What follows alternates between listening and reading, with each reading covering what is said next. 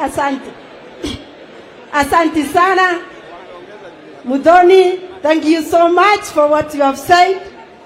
Your Excellency, the Right Honorable Raila Amolo Odinga, the Speaker of the National Assembly, Governor Gladys Wanga, my sister, all members of Parliament who have come here today because of our hero, Sir Charles.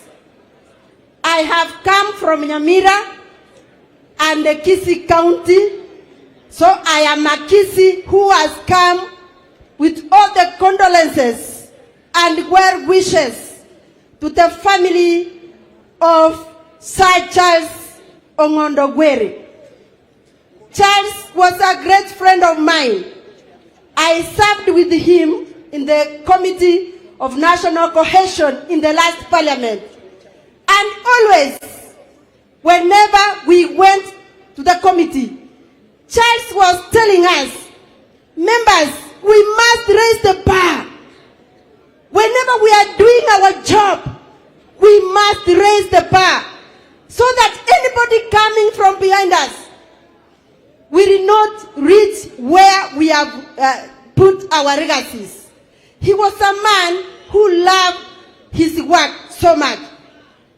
That day, when he was assassinated, we were taking tea with him in the same table.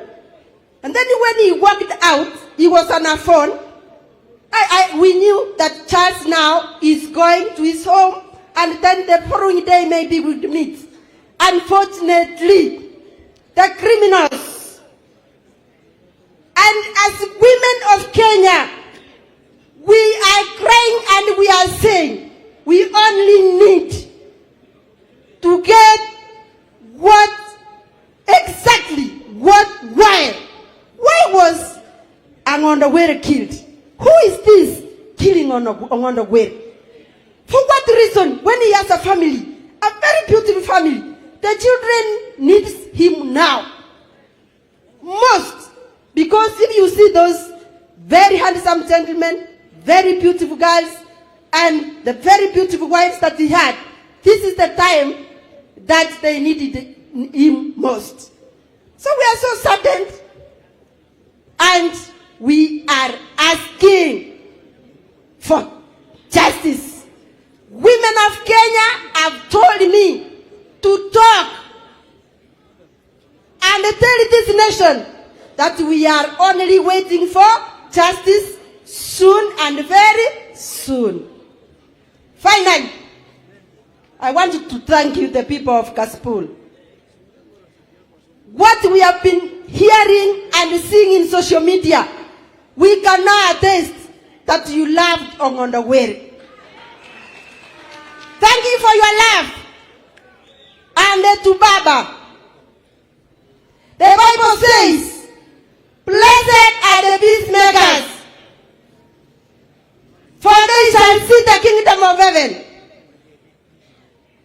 Baba has had this country in his heart forever.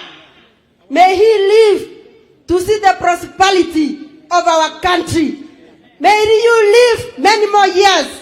We are praying for you, and we want God to protect you as he protects this country and the President of the Republic of Kenya. Thank you, and may God bless you. Nyakisi no toko wacho nwa katorwako pete.